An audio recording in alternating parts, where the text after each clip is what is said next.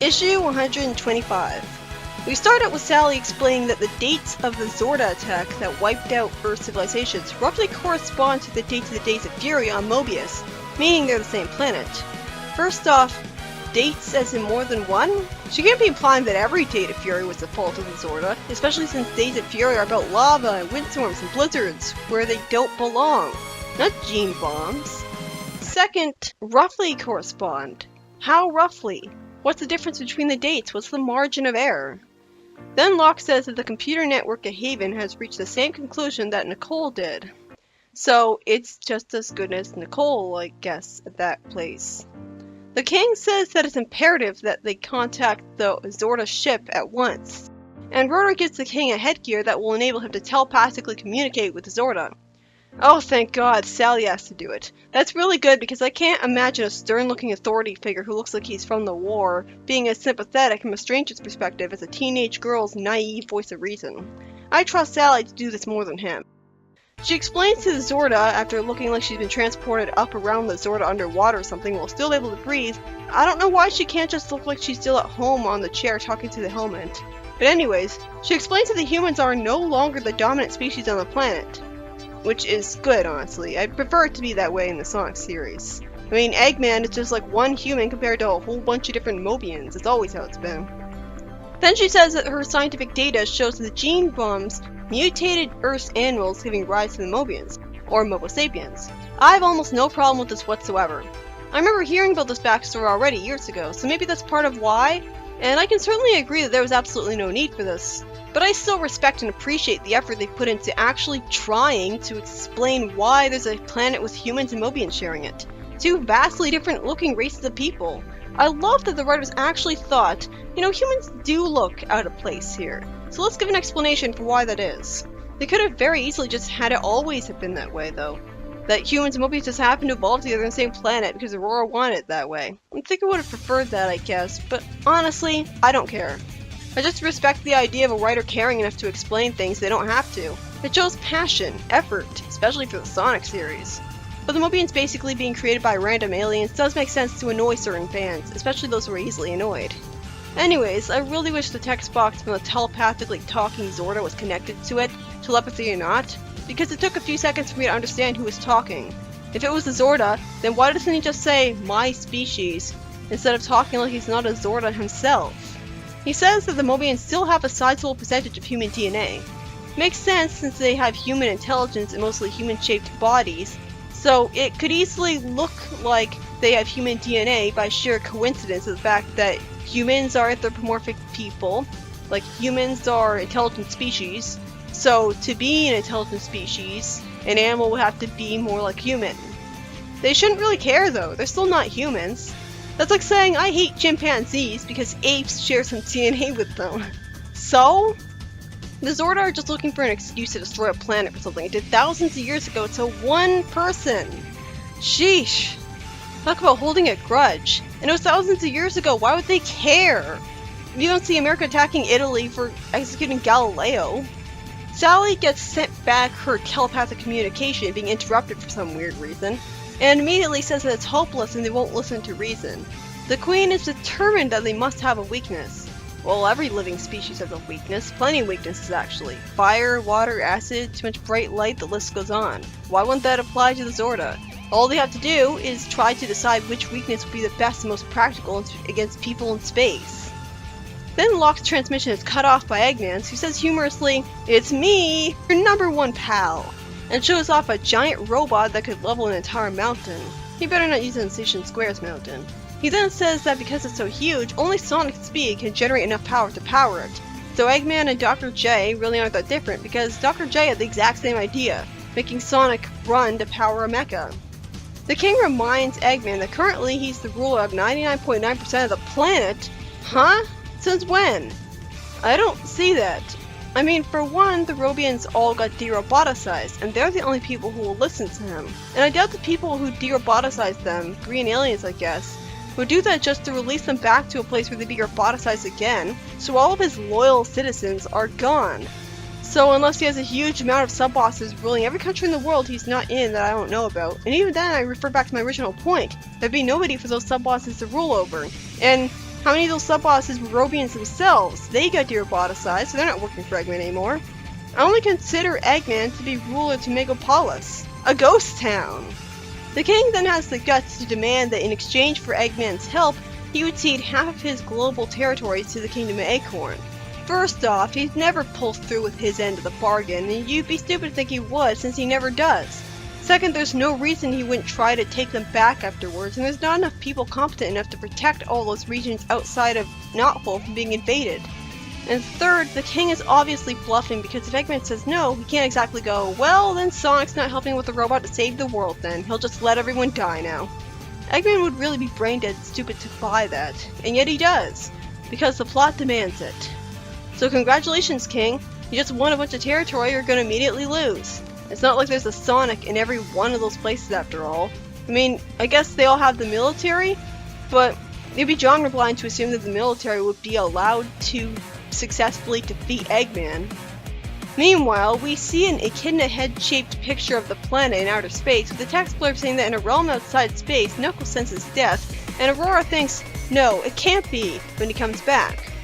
Wait, Athera said that she knew Knuckles was worthy and you only live twice, and she agreed, so why is she now thinking as if she wanted Knuckles to not come back from the dead? How the hell do you sense danger from that far anyways? Danger is an abstract concept, you can't sense it.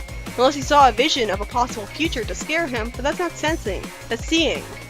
Anyways, the goddess, while looking very bored, asked Knuckles how he could so casually forsake spiritual enlightenment without bothering to explain why spiritual enlightenment would be good in the first place. Knuckles wants to be a hero, and because of this, Aurora reluctantly sends him back, reluctantly even though she's doubting that the world could survive without him. What the hell are her priorities? Then we see Sally working as the princess to make a speech to the public to boost morale. Then Sally says that if Sonic fell in battle, she'd refuse to be anywhere else but by his side. I doubt that. She'd have to get up to go to the bathroom sooner or later, unless she means she'd go insane and go into the tomb with him. Maybe she doesn't mean literally. Then why say it? Anyways, she goes with Sonic pointlessly to meet up with Eggman, and Sonic and Sally sit on two chairs in the mecha with pedals in front of them. So two chairs, like, guess Sally wasn't pointless? But he needs Sonic's speed. Sally has no speed. It'd make more sense to bring Mina. Where's the hamster ball? Instead, this is about Sonic moving a pedal at super speed, while Sally moves a pedal way slower than him, and I have to wonder why Eggman thought to make an extra seat in the first place since he didn't even mention Sally in the plan. After the Zorda retreat, Sally hugged Sonic from the side, and while Sonic tells her to follow her heart and calls her darling, he's just staring ahead blankly and doesn't smile at it. Great chemistry there. Sally, get a hint! Then they hear a clanking sound as Sonic's ankles get chained. And Eggman boasts that now that the Zorda are defeated, he can use the robot to conquer Mobius. And he says to Sonic that he'll make a fine battery until he starves to death. So he's not going to have an automatic food feeding thing to prevent him from starving to death, like would be smart. Wait, that doesn't make any sense. He can't expect Sonic to keep pedaling his robot now. And if he can't expect that, then he must be planning to force his shoes to pedal with the chain somehow. Meaning he'd be able to pedal until even his skeleton's crumbled. But even then, he wouldn't be able to make him pedal at his significant super speed, so the robot wouldn't be powered at all. Then it looks like we see a blue laser hitting the planet as the Zorda say that this is the quantum dial weapon, which is explained while we see the heads of a bunch of characters floating in a blue void, which is a weird design choice taken literally, which you might on the first read. You could have just shown the characters' whole bodies and the settings they're in. For all I know, that's what the quantum dial does. The Zorda explained that once its gears will have activated, the arm of the dial will advance to rupture the space-time continuum. Wouldn't it destroy the whole universe, including the Zorda? It is explained that once it has completed its rotation cycle, the rift will create a black hole to destroy the solar system. And they coldly say, good riddance. Yeah, you lose one ambassador and that's how you react. That's mature. Eggman confidently insists that he can use the robot to smash the quantum dial, and Sonic says that the pedals are starting to move. On their own? That's what I assumed, but that's not powered by super speed then. It's powered by the machine forcing him to move his feet. Unless when he says fueled by nothing short of the pure hedgehog unleaded, he means just having Sonic there powers it, like the kids in the mechas in Evangelion. The mecha goes to the southern tundra, and then we see Antoine telling an army to go on a mission to destroy the quantum dial, See Tails flying a biplane with some other aircraft. And then Knuckles is shown, saying to Aurora that he learned that some people get a second chance at life if they're worthy enough by being one with the Chaos Force. So that grants you omniscience. Omniscience, which can't logically work because you can't focus on that much information at once. He wouldn't be able to learn anything from that. He'd just go insane from also being aware of everybody in the world's thoughts.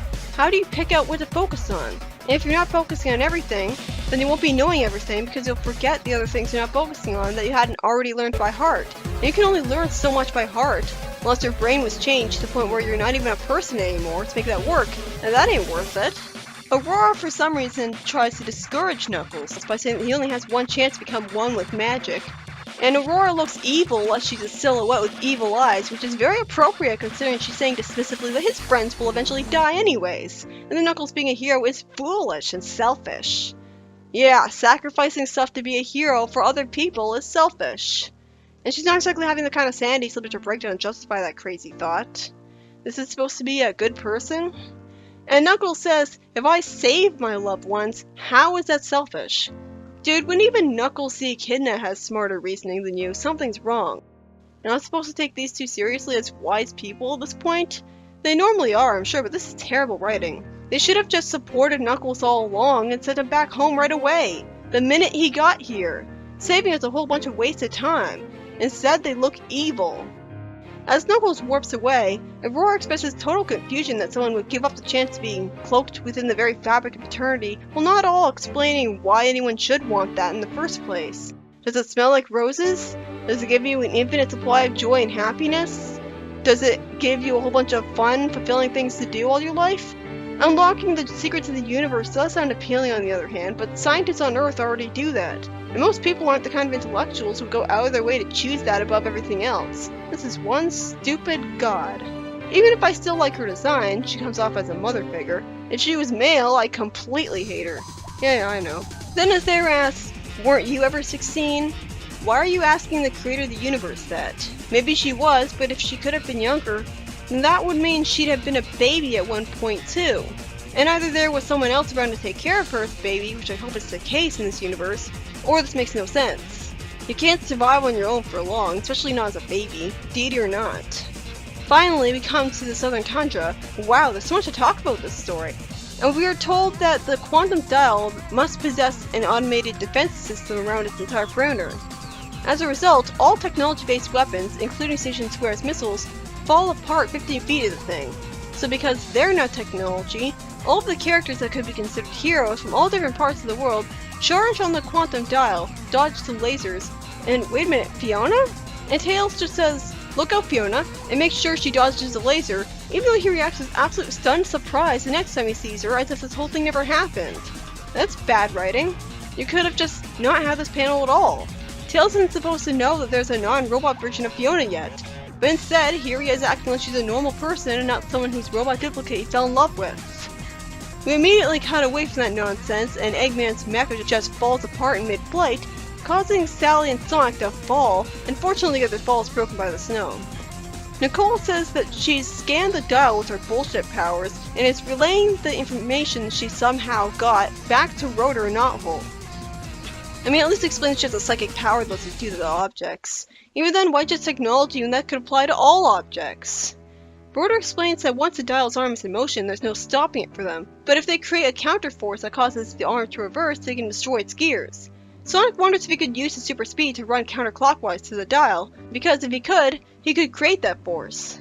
And Nicole says that the dial's destruction would cause it to implode though.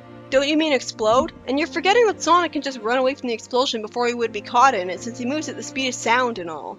They sure have a lot of faith in Sonic, don't they? Nicole shows reluctance at his possibly self-sacrificial plan, probably showing personality by showing that she cares about him, and says that she's detecting a strange energy buildup coming from inside the dial, a backup defense system to prevent damage from organic attackers, a destructive wave burst that would incinerate anything in a 100-mile radius, which is a pretty bad thing considering all the heroes are here. They're told that they have 3.5 seconds, and Sonic runs towards it saying that he loves Sally, but somehow he doesn't get to it in time despite being able to run at the speed of sound, which is over 600 miles per hour. Not that it matters because nothing happened. Knuckles has destroyed the laser cannons and emerges from the green light back to his normal-looking self, which I assume would mean back to his normal powers too. Naturally, Julius Sue is relieved at this, and I couldn't help but smile at seeing that. Knuckles then explains that Sonic's mind was open to him as he returned to this plane of existence and he'll need a hand, but immediately discovers his omnipotence is gone. I guess he didn't catch on from the fact that he's not green anymore. Good, he's officially back to normal, and the tension has returned. Sally is crying, telling Sonic how dangerous his plan to stop the active dial is, as she still doesn't get just how fast he is.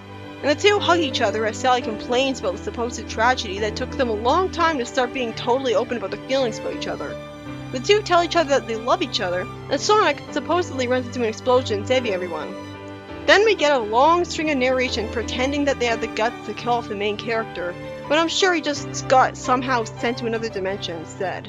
They devoted a plaque and a statue to Sonic. Sally has some overwhelming sadness that she doesn't show very much, and then we confusingly cut back to right after Sonic supposedly died and everyone starts crying, when we should have seen it happen at a different time. And yep, Sonic was sent to another dimension. I assume the Zorda one, which is weird since I thought the whole plan was to kill everyone, not send them to another planet. I don't understand why they had to send Sonic here writing-wise, instead of just having Sonic be fast enough to avoid the explosion because he's Sonic the fucking Hedgehog, and immediately revealing that he's just fine. This issue is written entirely by Carl Bullers, which surprised me, since one, with all the complaining about Penders, I'd expect a story that's overhated by the fanbase to be written by him, and second, it has Knuckles talking to Aurora in it. I thought at least that part would be him. But yeah, I said overhated because I didn't really hate it. It had some plot holes, sure, like Sonic somehow running the robot with his super speed despite the pedals forcing him to move rather than him actually using super speed and thus activating it. But I found the story as a whole really interesting and engaging because of the threat to the world. My biggest hated moment was how Tails reacted to Fiona suddenly showing up, treating her like he already knew her for some time instead of being all shocked at seeing her when he was in love with a robot duplicate of her. Unless that scene is shown in a flashback in a later issue, but that's just confusing. I'm glad she at least tried to stop the dial though, like a hero, if uselessly. And Nicole shouldn't have been able to know anything about the quantum dial, but I'm used to her being a Deus Ex Machina having nonsensical scanning powers by now. The significant moments of the issue are that the Zorda aliens are revealed to have created the mobians unknowingly with their gene bombs, which makes perfect sense to me, and so I don't mind it even though it's totally unnecessary. And then after the king makes a deal with Eggman to get half his territory, which he stupidly expects to be followed through with, and after Sally somehow figured out through historical records that Mobius and Earth were the same planet, even though the historical records were all destroyed, they all fight the Zorda with a mecha powered by super speed with pedals by Sally too for some reason, instead of powered by just Sonic running a hamster ball like made sense. And then Knuckles and Sonic destroy the quantum dial, with all the other heroes coming here for nothing. And with Sonic being teleported to another dimension in the process because fuck logic. I could understand if it had been explained that the quantum dial was supposed to warp people to another dimension, like trapping the Dark Legion in the Twilight Cage, but it wasn't. It was supposed to create a black hole spaghettifying the solar system. If you're gonna have him warp away, do it because he destroyed an interdimensional teleporter. That would've made sense. Oh wait, did Sonic save him? Did Sonic send him there? That would have also made sense, so somehow I doubt it. Instead, it's probably the Zorda saving him for no reason. Why would they save his life? Do they want to punish him? Actually, that would make perfect sense if they programmed the dial to do that. Maybe this is the only problem for me because I haven't read the next issue as I'm typing this. Nope, it isn't. Still makes no sense. And as I end off, I'd just like to reiterate, it's not the kind of unnecessary origin with a Zorda thing that's the problem with this story. It's the plot holes that are the problem. This isn't by any means an atrocious and laughable story, or even a bad one. I found it really engaging. It's the plot holes that are the problem. And really, literally every story has plot holes. I mean, how do you determine which plot holes are a story ruiner?